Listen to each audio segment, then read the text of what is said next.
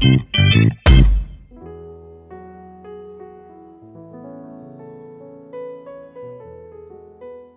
अहिले गोबर ग्यासको माथि बसिरहेको छु। यो हाम्रो गोबर ग्यास हो जसबाट हामीले ग्यास उत्पन्न गराएर खाना पकाउने गर्छौँ। यो लुक्स पनि देख्न सक्नुहुन्छ तलदेखि माथिसम्म। आज अलिकति ड्याडको पहिरन लगाएर म भिडियोमा देखिरहेको छु, किन भन्दा जुन ड्याडले गर्ने काम थियो त्यो आज ड्याड घरमा हुनुहुन्न, त्यसको कारण चाहिँ म गर्न गइरहेको छु। त्यो काम पुरा गर्नु नै छ।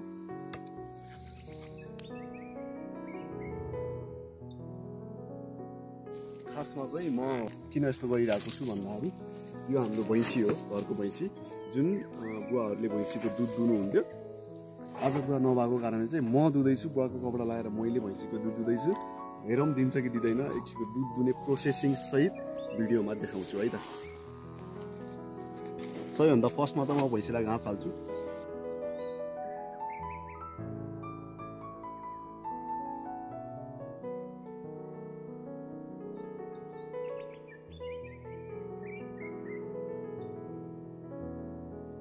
त्यसपछि अब उसको पाडोलाई चाहिँ म खोलेर सुरुमा दुधलाई पक्राउनतिर लाग्छु हैन। यसरी चाहिँ यसलाई खोलिदिने, यसले चाहिँ सुरुवाती दुध चाहिँ यसले स्टार्ट गर्छ। सुरुमा आए भैँसीलाई घाँस हाले, त्यसपछि उसको पाडोलाई फुकाइदिए। उसले चाहिँ दुधलाई अलिकति पक्राउने, फर्स्टमा चाहिँ पक्राउँछ, त्यसपछि अलिकति मलाई सहज हुन्छ दुध दुनलाई पनि हैन। अब मेरो यो लुक्स देखेर चाहिँ उसले चाहिँ मेरो बुवाको जस्तो मानेर उसले चाहिँ मलाई दुध दिन सक्छ भन्ने कुरा हो। हेरौँ दिन्छ कि दिँदैन, भिडियोमा थाहा हुन्छ है त।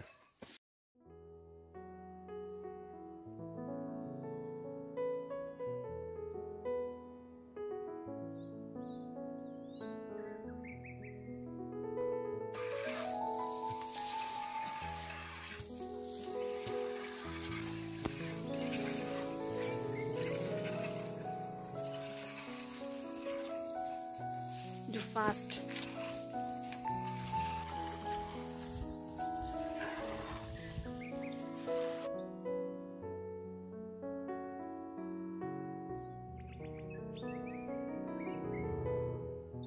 सो फाइनल्ली घरमा चाहिँ मम्मी बुवाहरूले चाहिँ यति माथिसम्म दुनुहुन्थ्यो अरे होइन। मैले चाहिँ यति मात्र दुन सफल भएँ, किन भन्दाखेरि एकदमै हात गल्यो, त्यो तान्न पनि सकेन मैले।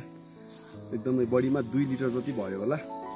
सो यही नै थियो मेरो नयाँ अनुभव, नयाँ एक्सपिरियन्स, गाउँले जीवन होइन। आइम ह्याप्पी टु हुन्छ नि showing this kinds of video on YouTube. धन्यवाद।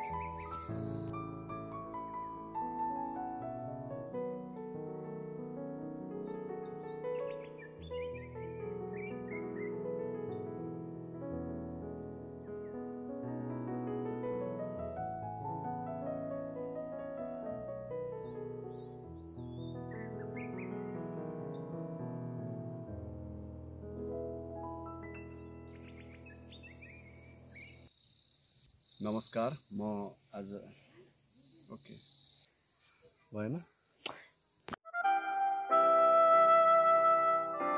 Second tag.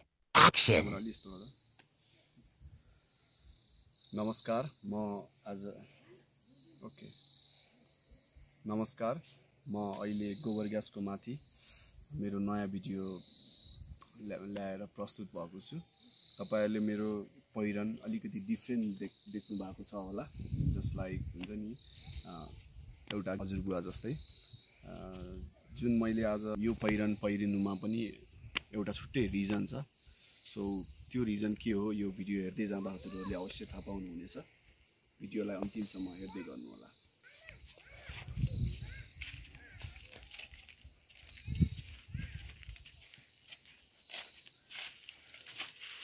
के कार्य हुँदैछ अगाडि यो अलिकति सस्पेन्स है त, केही सेकेन्डको लागि। को कारण चाहिँ यो हाम्रो घरको भैँसी हो जुन घरमा पालेका छौँ। बुवा मम्मीले यसलाई दुध दुनुहुन्छ र ड्याडको जस्तो लुक्स दिएर चाहिँ हैन कपडाहरू लगाएर आयो भने मलाई नयाँ मान्छ र जुन ड्याडले एभ्रीडे दुने बेला लगाउने ड्रेस चाहिँ यो हो। त्यो भएर चाहिँ यस्तै ड्रेस लगाएर गयो भने चाहिँ अलिकति मलाई सजिलो हुन्छ भनेर चाहिँ यस्तो लुक्स देखेको र जुन भैँसीको दुध कसरी निकालिन्छ यो टोटल प्रोसेसिङ म तपाईहरुलाई भिडियोमा देखाउँछु। फर्स्टमा त भैँसीलाई थोरै घाँस हालिन्छ हैन, जसले भैँसी घाँस खाँदै गर्छ अनि मलाई चाहिँ दुन सजिलो हुन्छ त्यसलाई दिन्छु हैन भैँसीको बच्चालाई खुवाइ सो यो पानी हो हैन भैँसीको बच्चा भनौँ पाडो भन्छौँ यसलाई चाहिँ सानो भैँसी यसले चाहिँ स्टार्टिङमा चाहिँ अब अलिकति दुधमा मलाई सजिलो बनाउनलाई नै अलिकति पगार दिने हुन्छ र उसको बच्चा पनि हो स्टार्टिङमा उसबाटै सुरु गरौँ